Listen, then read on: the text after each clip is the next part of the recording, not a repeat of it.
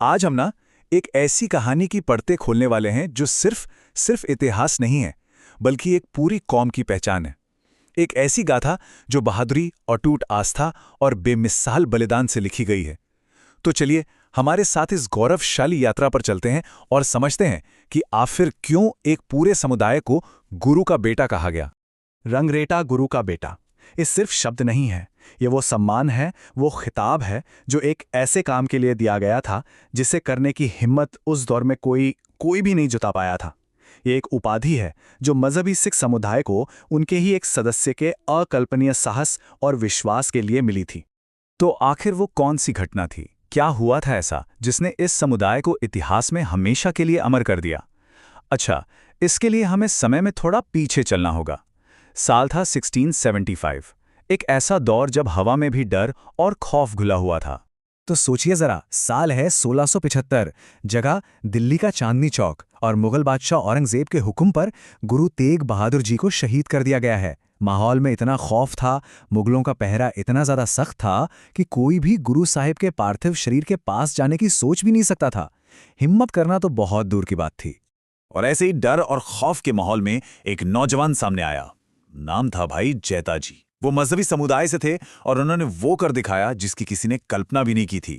उन्होंने अपनी जान की बिल्कुल परवाह किए बिना गुरु साहिब के पवित्र शीश को वहां से निकालने का एक बहुत ही साहसी फैसला किया। अब यह सफर कोई आसान सफर तो था नहीं। भाई जैता जी ने गुरु साहिब के शीश को उठाया और सैकड़ों मील दूर आनंदपुर साहिब के लिए निकल पड़े। जरा सोचकर देखिए, हर कदम पर खतरा मंडरा रहा है, हर पल मुगल सैनिकों के पकड़े जाने का डर। लेकिन उनकी जो आस्था थी ना, वो उनके डर से कहीं ज्यादा मजबूत थी। और फिर वो पल आया जब भाई जैता जी तमाम मुश्किलों को पार करके आनंदपुर साहिब पहुंचे।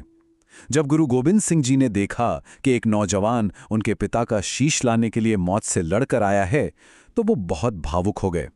उन्होंने भाई जैता जी को गले से लगा लिया और इतिहास के वो सुनहरे शब्द कहे, रंगेटा गुरु का बेटा, जिसका मतलब है गुरु का अपना बेटा।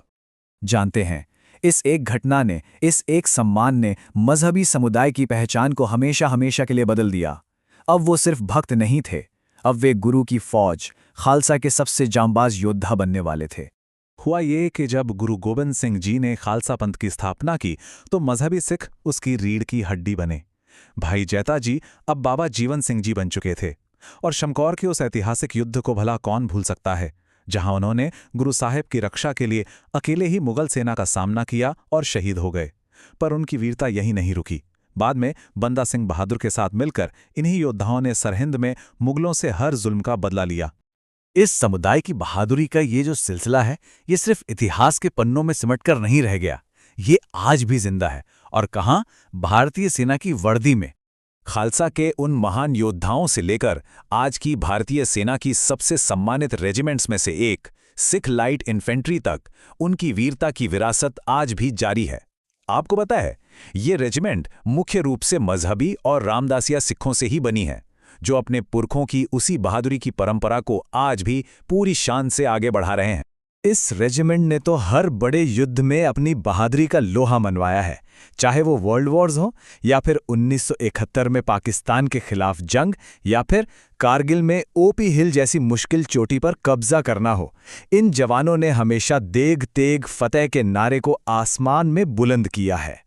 इस रेजिमेंट के शौर्य का अंदाजा बस इसी बात से लगा सकते हैं कि इसके सैनिकों को देश के सर्वोच्च वीरता पुरस्कारों, परमवीर चक्र और महावीर चक्र से कितनी ही बार सम्मानित किया जा चुका है। ये कोई छोटी बात नहीं है। अब जरा एक पल रुकते हैं और इस समुदाय की पूरी यात्रा और उनकी कहानी के सबसे गहरे सबक पर विचार करते हैं। देखिए, ये सिर्फ बहादुरी की कहानी नहीं है, ये पहचान की भी कहानी है। सच तो ये है कि इतिहास में इस समुदाय ने कई सामाजिक चुनौतियों का सामना किया, लेकिन दो चीजें कभी कम नहीं हुईं। एक, गुरु के प्रति उनकी अटूट आस्था, और दूसरी, देश के प्रति उनकी निष्ठा। और आज वही जज्बा उन्हें शिक्षा और राजनीति जैसे दूसरे क्षेत्रों में भी लगातार आगे बढ़ा रहा है। तो इस पूरे इतिहास से हमें एक बहुत गहरी और ज़रूरी सीख मिलती है कि किसी भी इंसान की असली पहचान उसके कर्म और उसके धर्म से होती है, उसकी जाति या उसकी सामाजिक स्थिति से नहीं। ये एक ऐसी सच्चाई है जो तब भी उतनी ही सच थी और आज भी उतनी ही महत्वपूर्ण है। तो सवाल ये उठता है कि किसी की विरासत को असल में क्या चीज परिभाषित करती है? क्या वो जन्म है या कर्म? मजहबी सिख समुदाय की कहानी शायद इसका सबसे अच्छा जवाब है। उनकी विरासत सोने चांदी या किसी पदवी से नहीं, बल्कि सेवा और बलिदान की आग में तपे हुए चरित्र से बनी है। और ये एक ऐसी विरासत है जो आने वाली अनगिनत पीढ़ियों को हमेशा प्रेरित करती रहेगी।